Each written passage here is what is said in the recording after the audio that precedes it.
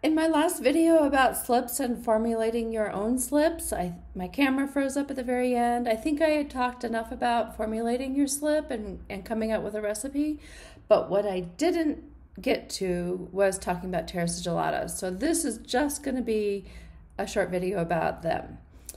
And so Terra sigillata means sealed earth in Italian, and it is a very refined slip that I think we know about it most commonly from ancient Greece and the red on black and black on red decorating of the classical, beautifully narrated and decorated work from that period. You should know that from your world art history classes.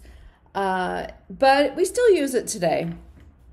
It's really lovely because a low fire clay is typically, it never gets fully vitrified. It always remains a little bit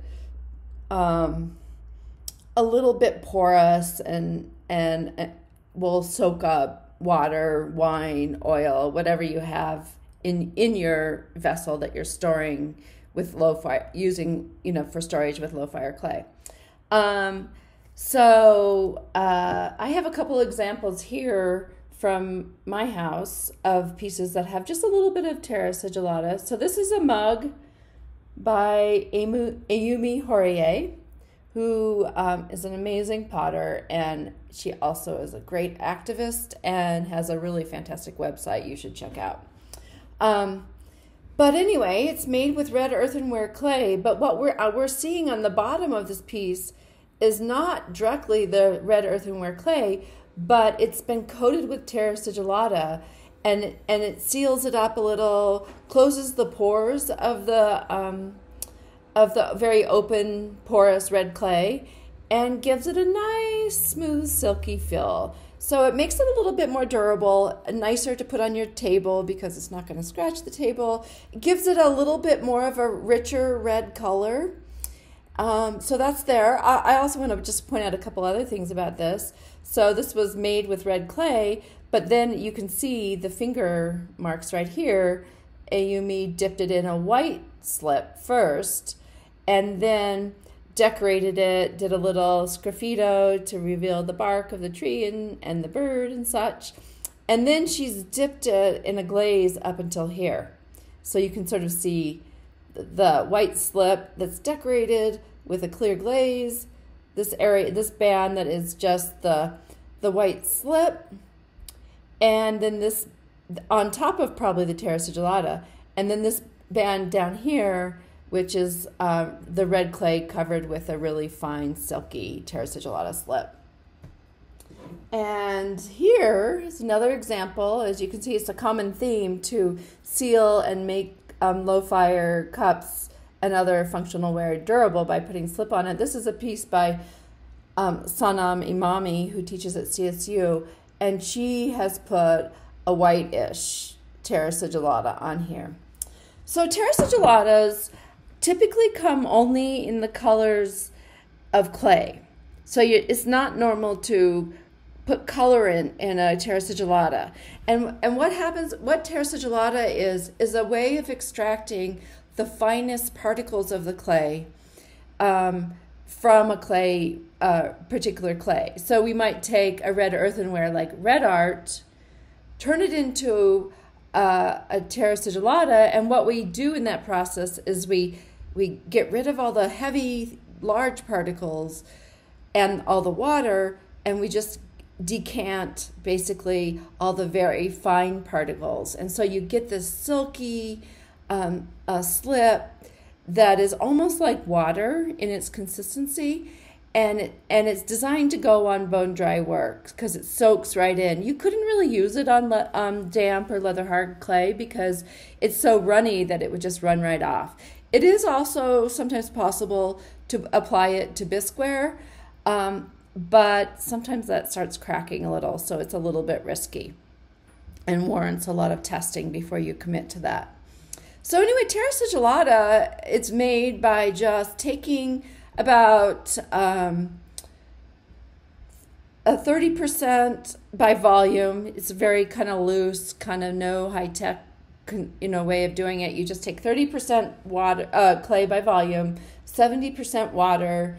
If you want to get a few more fine particles out of that clay and make it decant faster, you can put in a few drops of deflocculant like Darvan 7 in there, so you basically have this really watery clay.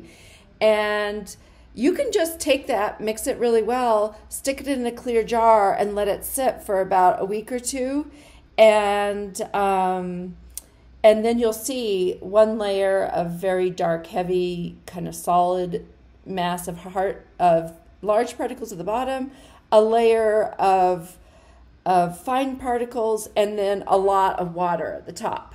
You don't want to disturb it while that glass jar is sitting. And then once you think your Terra sigillata is ready to decant, you can get a clear hose, put it down to the fine particle area, suck on the other end, and decant it into another jar. And so now you have just the fine particles, and you have Terra sigillata.